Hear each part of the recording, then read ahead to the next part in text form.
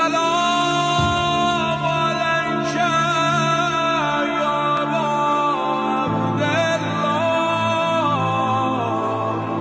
يا عبد الله सैयदना व नबियना व शफीअना व मौलाना व मौला सकलैन व जद्दिल हसन वल हुसैन बिल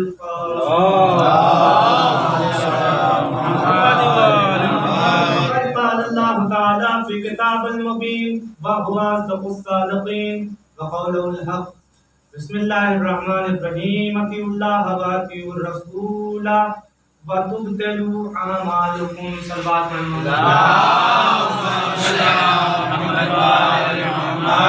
अलैहि मोहतरम बिरादरान ईमान आज़ादारान सरकार सईद व शुहदा अज़ीज़ान मोहतरम, आप माशाअल्लाह दो खतीबों से बेहतरीन मजलिस को खिताब सुन रहे हैं और दोनों बेहतरीन खतीब हैं।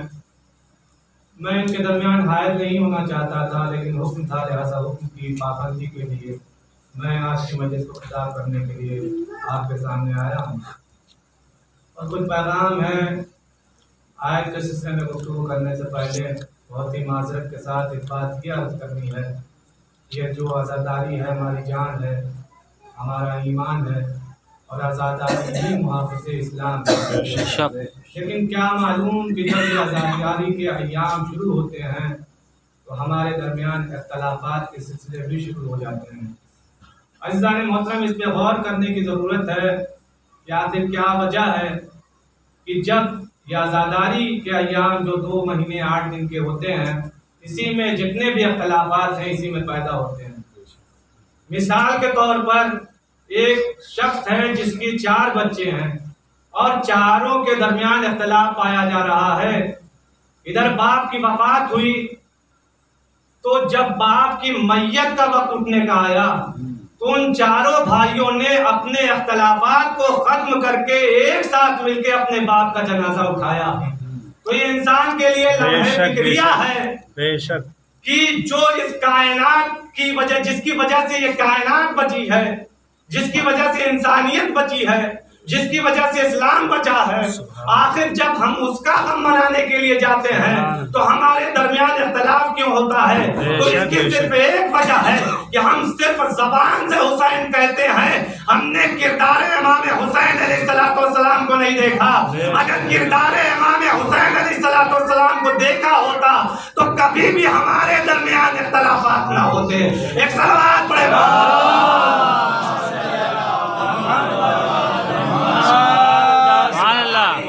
इमाम ने अजीम कुर्बानी पेश की है तब इंसानियत बची है। देखिए, मरने के लिए 3 लफ्ज इस्तेमाल किया जाता है।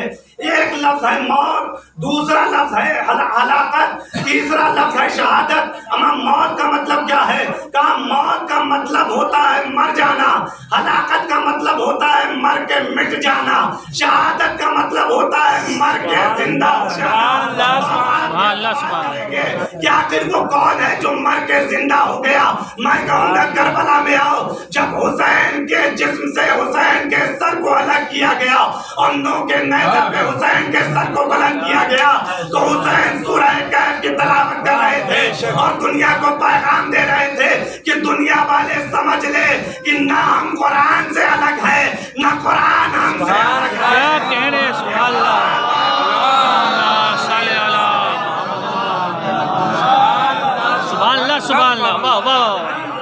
क्या कहने क्या हमारी वजह से आज़ादारी है, उनका ये सोचना बड़ा गलत है।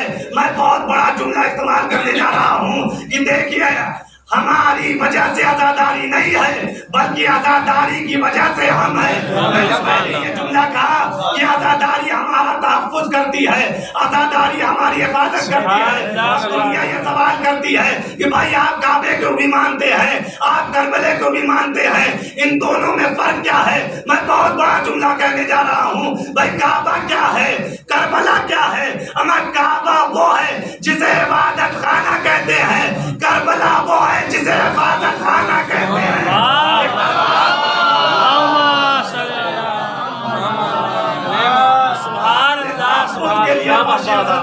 चाहे किसी भी मजहब फिक्र से ताल्लुक रखता हो, चाहे वो किसी भी फिक्र से ताल्लुक रखता हो, अगर वो चाहता है कि कायनात में उसकी हिफाजत हो तो फिर उसे फर्श अज़ा तक आना पड़ेगा, क्योंकि ये फर्श दरसगाह है। और मैंने जिस आयत को अभी मैंने कहा कि ना कुरान अहले बैत से जुदा है, ना अहले बैत कुरान से जुदा है, इसीलिए हमारी मजलिसों में सबसे पहले आयतों का सिलसिला होता है। हम कुरान से इन मजलिसों का आगाज करते हैं। अजीजान मोहतरम, इसीलिए मैंने सूरह मोहम्मद की एक आयत 33वीं आयत की तिलावत की कि जिसमें परवरदिगार आलम इरशाद फरमा रहा है, बहुत जल्दी मैं अपनी बात को मुकम्मल करूं कि परवरदिगार आलम सूरह मोहम्मद में इरशाद फरमा रहा है कि भाई तुम अल्लाह की इताअत करो, रसूल की इताअत करो और अपने आमाल को बातिल होने से बचा लो। देखिए, इस आयत में अमल का हुक्म नहीं हो रहा है, बल्कि तहफ्फुज़े अमल का हुक्म हो रहा है कि भाई आप अपने अमल का तहफ्फुज़ कैसे करेंगे। भाई आपने नमाज पढ़ ली, आपने अमल साले को अंजाम दे दिया, तो अब ये जितने भी अमाल है इनकी हिफाजत कैसे होगी। तो कहा इसकी हिफाजत कैसे होगी, तो कहा आपको अल्लाह की इताअत करनी पड़ेगी, रसूल की इताअत करनी पड़ेगी। आप इस्लाम की तारीफ उठा के देखिए कि आज इस्लाम में 73 फिरके हैं और हर फिरके में कोई ना कोई इख्तिलाफ पाया जाता है, हर फिरका एक दूसरे का मुखालिफ है।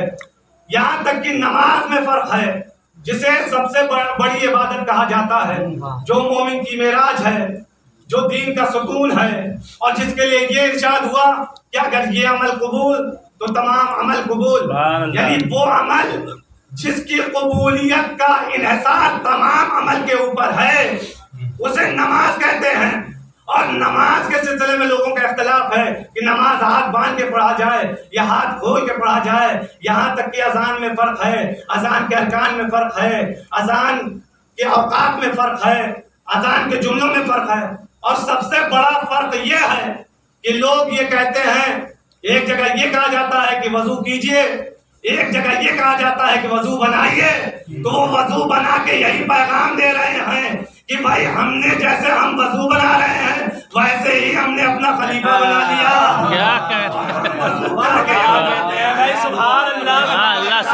खुद से नहीं बनाया, ना हम वजू खुद से बनाते हैं, ना हम अपना खलीफा खुद से बनाते हैं, बल्कि अल्लाह ने जिन्हें मुंतखब करके इस कायनात में भेजा है हमने उन्हें रसूल का जानशीन माना। तो ये इख्तिलाफात हैं और इन्हीं इख्तिलाफात में ये नारा बुलंद किया जाता है, इत्तिहाद का नारा बुलंद किया जाता है। तो ये इत्तिहाद का नारा उस पेन किलर की तरह है जो फौरी तौर पे इंसान को आराम देती है।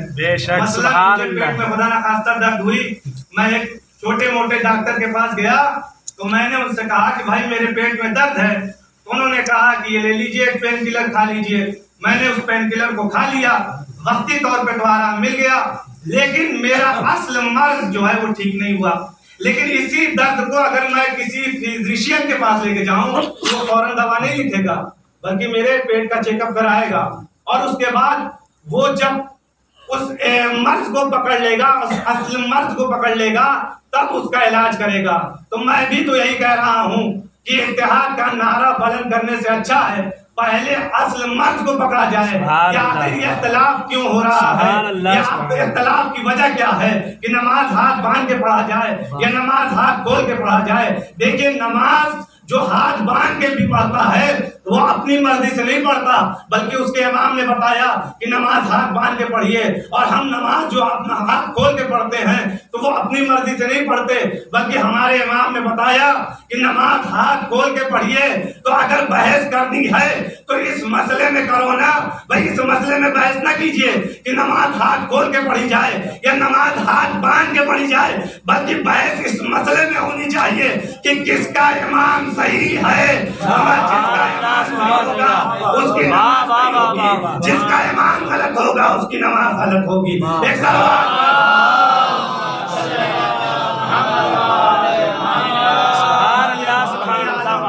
बहुत बड़ी आलिम जिनका नाम बहुत बड़े आलिम जिनका नाम इस्माइल देवबंदी था, उनसे किसी ने ये पूछा कि बताइए कि हर फिरकों में हाफिज हैं, आलिम हैं, कारी हैं, लेकिन जाकिर नहीं है, और शियों ही में क्यों जाकिर हैं? तो उनका जवाब सुनिए। वो कहते हैं कि शियों में इसलिए जाकिर हैं कि अगर औरों के इमामों का जिक्र इबादत होता तो औरों के यहाँ भी जाकिर होते। शियों के इमामों का जिक्र इबादत है, एक सवाल,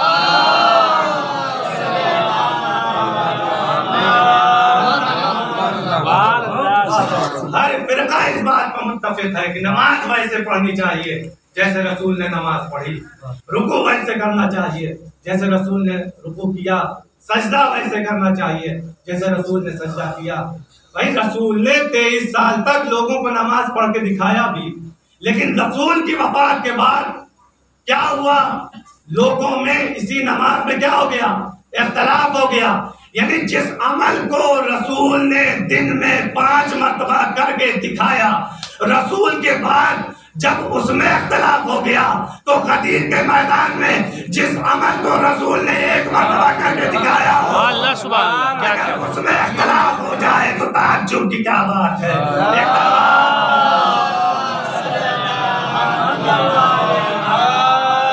ऐसे पढ़ी जाए जैसे रसूल ने नमाज पढ़ी।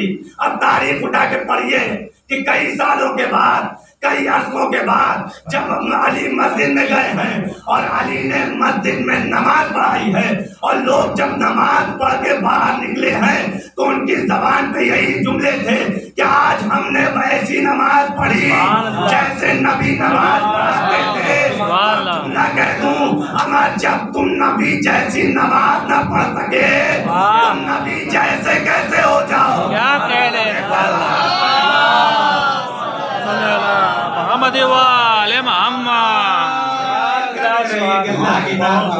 रसूल की इताअत करो और अपने अमाल को बातिल होने से बचाओ। अब मुझे एक और आयत नजर आ गई सूरह निसा की, अतिउल्लाह व अतिउर रसूल व उलुल अम्र मिनकुम। अज़ीज़ान मोहतरम, अब आयत से आयत को मिलाइए। मैंने जब इस आयत को पढ़ा तो मैं इस नतीजे पे पहुंचा कि जब जिसने भी उलुल अम्र को पहचान लिया उसने अपने अमाल का तहफ़्फ़ुज़ कर लिया। तो ये कहते हैं, हम उस बात की दलील देते हैं, या अलियन वलीउल्लाह भेजा नहीं कहा जाता, बल्कि हम दलील देते हैं कि हम वो फिरका है जिसने अपने उलुल अम्र को पहचान लिया है, इसीलिए हमारे अमाल की हिफाजत हो रही है।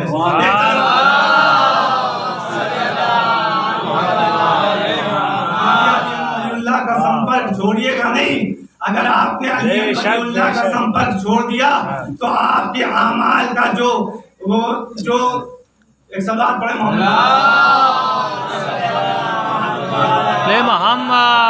आपके अमाल का जो चंद्रयान है ना वो भटक जाएगा। लिहाजा अल्लाह का साथ इंसान को नहीं छोड़ना चाहिए। और हमारे मौला ने बताया है कि नमाज हाथ बांध के नहीं बल्कि हाथ खोल के पढ़ो। और नमाज में अगर कोई इधर उधर देख रहा है तो इसका मतलब वो दलील है कि उसके ऊपर शैतान गालिब आ रहा है। तो अब एक जुमला आपकी पाकीज़ा समातों की नज़र करता हुआ चलो कि अगर इबादत में शैतान गालिब आ जाए तो इंसान का चेहरा इधर उधर हो जाए, अगर खिलाफत में शैतान गालिब आ जाए क्या कहने।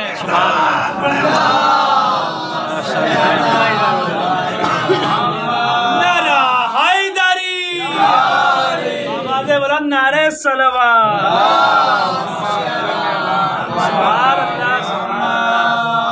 हम कामयाब हैं और क्यों? क्योंकि हमने उलुल अम्र को पहचान लिया है। अज़ीज़ान मोहतरम, मुसलसल आपकी लिया करते चले हुए आ रहे हैं। देखिए आज की मजलिस में आपको जहाँ जनाब ज़ैनब को पुरसा देना है, जहाँ जनाब लैला को पुरसा देना है, वहीं इमाम हुसैन अलैहिस्सलाम को उनके जवान लाल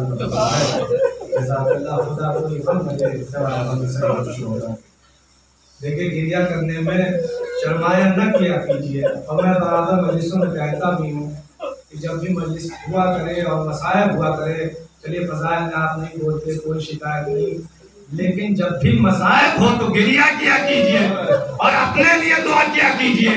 रसूल के मोमिनीन के लिए दुआ किया कीजिए, तमाम लोगों के लिए दुआ कीजिए, क्योंकि दुआएं जरूर मुस्तजाब होंगी। जज़ाकल्लाह, खुदा आपको कोई गम न दे। मैं रब्त मसाइब के लिए एक वाक़या पढ़ूं। एक जाकिर थे जो हमेशा जब भी जनाब अली अकबर का मसाइब पढ़ते थे तो पूरा मसाइब पढ़ा करते थे। एक दिन जब वो मसाइब पढ़ते अपने हुजरे में गए तो ख्वाब में क्या देखा, एक बीबी तशरीफ लाई है और आके आवाज देती है, जाकिर अली अकबर का मसाइब पढ़ा कर, लेकिन पूरा मसाइब न पढ़ा कर। इससे कहा, ये बीबी क्या मुझसे कोई खता हो गई, क्या मुझसे कोई गलती हो गई? क्या गलती नहीं हुई। जब भी तू अली अकबर का पूरा मसाइब पढ़ता है ना अरे जान क्यों जाना पड़ रहा है, करबला क्यों जाना पड़ता है? अरे जब अली अकबर का पूरा मज़ाहिब होता है तो शाम में ज़ैनब बेहोश हो जाती है, करबला में हुसैन बेहोश हो जाते हैं। खुदा आपको कोई मत दे, सवाल में सैयद शोहदा के आमना में हुसैन को मुर्दा देखने के लिए आप जमा हुए हैं। जवानों से खुसूसी मैं इल्तिमास करूंगा कि चूंकि एक जवान की मैयत उठेगी, एक जवान का भी ताबूत उठेगा, लिहाजा अपने मौला को अपने उनके जवान का मुर्दा पेश करना है। जज़ाकल्लाह जज़ाकल्लाह। देखिए तारीख़ करबला में ये वाहिद शहीद है जनाब अली अकबर, जिन्होंने 4 लोगों से इजाजत ली है। सबसे पहले इजाजत आके अपने बाबा से ली कि बाबा मुझे मरने की इजाजत दे दीजिए। इमाम ने मना नहीं किया, कहा जाओ मेरे लाल तुम्हें इजाजत है, लेकिन जाके अपने बुबी से इजाजत लो। आए अपने बुबी के पास, कहे बुबी अम्मा मुझे मरने की इजाजत दे दीजिए। कहा लाल मैं तुम्हें कैसे मरने की इजाजत दे दूं? अरे तुम्हें मैंने 18 साल का इसलिए पाला था। अब ये जुमला जैसे ही अली अकबर ने सुना, जवाब सुनिए अली अकबर का, कहे बुबी अम्मा ठीक है आप मरने की इजाजत नहीं देती, लेकिन कल मैदान में अगर दादी पिता ने ये सवाल कर दिया, ए बेटा ज़ैनब तुम्हें ये हुसैन दादा अजीज था या अकबर दादा अजीज था, तो तुम क्या करोगी? यह जुमला जैसे ही ज़ैनब ने सुना, कहा जा मेरे लाल तुझे इजाजत है, लेकिन जाके अपनी माँ से इजाजत ले। आके अपनी माँ के पास आए, देखिए माँ अपने बेटों से बड़ी मोहब्बत करती है। भाई आप भी साहिब औलाद हैं, आप इस बात को बहुत ज्यादा महसूस करेंगे, मैं भी इस बात को महसूस करूंगा क्योंकि मैं भी साहिब औलाद हूँ, आप भी साहिब औलाद हैं, मेरी माँ भी साहिब औलाद है। जब कोई जवान बेटा अरे घर से बाहर जाता है तो माँ टकटकी लगाए कि कब मेरा जवान बेटा जवान से वापस आएगा। जरा चहला के दिल से पूछिए कि जिसका बेटा उससे मरने की इजाजत देने के लिए आ रहा है। यही वजह थी कि जब जनाब अली अकबर की शहादत हुई और इमाम लाश अली अकबर को लेकर खैमे में आए हैं, जनाब ज़ैनब लैला के पास गई, कहे भाभी जान चलिए आपका लाल आ गया। लैला अपनी जगह से कायम हुई, कभी खैमे के इधर से कभी उधर से टकरा रही है। अरे ज़ैनब ने वहां सवाल किया, ए बुबी अम्मा, अरे मैं ज़ैनब ने सवाल किया, ए भाभी जान आखिर क्या हो गया? कहे ज़ैनब अरे जब से मैंने सुना है कि मेरा लाल शहीद हो गया, मेरी आंखों की बीमारी चली गई। जज़ाकल्लाह जज़ाकल्लाह। खुदा आपको कोई दे सवाल में से शोधा के। अब चौथी इजाजत के लिए लेकिन माँ ने मना नहीं किया, ये जुमला कहा कि बेटा मैं तुम्हें जंग की इजाजत तो नहीं देती, लेकिन ये बात याद रख लो कि तुम्हारी शहादत के बाद तुम्हारी माँ जी नहीं पाएगी। इसके बाद चौथी इजाजत इमाम सैयदुल अलैहिस्सलाम के पास आए, क्या देखा इमाम खैमे में सो रहे हैं। इमाम के पास बैठ गए, चूंकि इमाम बीमार थे लिहाजा इमाम के हाथों का बोझा लिया, पेशानी का बोझा लिया, और जब पेशानी का बोझा लेने लगे ना जनाब अली अकबर तो आंखों से अश्क जारी हुआ, और जैसे ही आंखों से अश्क जारी हुआ एक कतरा इमाम के चेहरे पे पड़ा।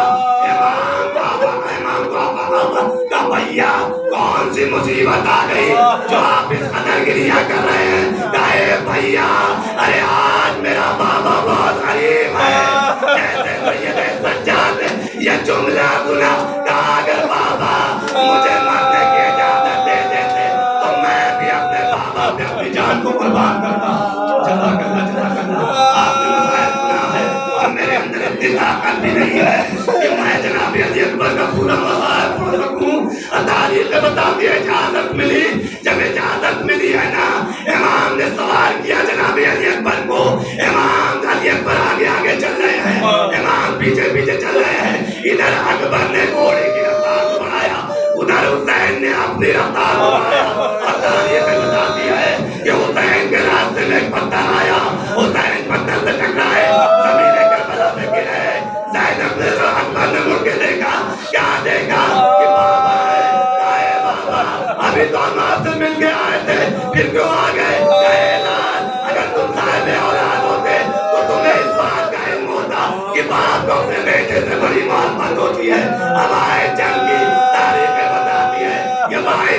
मुमकिन है कि जिसने अपने बाबा को मदद के लिए नहीं बुलाया।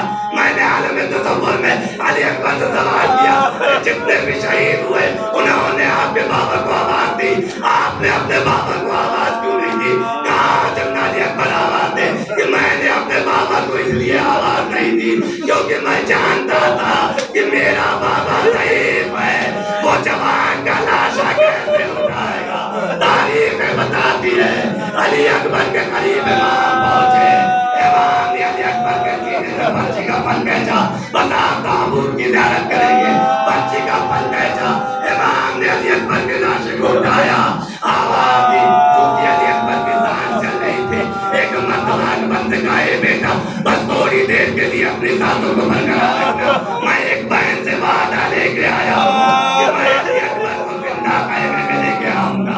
जैसे ही ये जुमला अली अकबर ने सुना, मदीने का रुख किया, आवाज दी, ए बाबा मैं भी मदीने से जब चला था तो मैंने अपने बहन से वादा किया था, ये मैं तो बना तेरा भाई मदीना।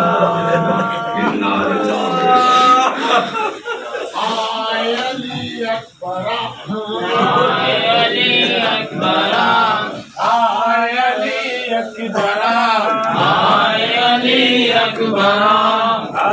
अली अकबर अली अकबर अली अकबर अली अकबर अली अकबर अली अकबर अली अकबर अली अकबर अली अकबर अली अकबर अली अकबर अली अकबर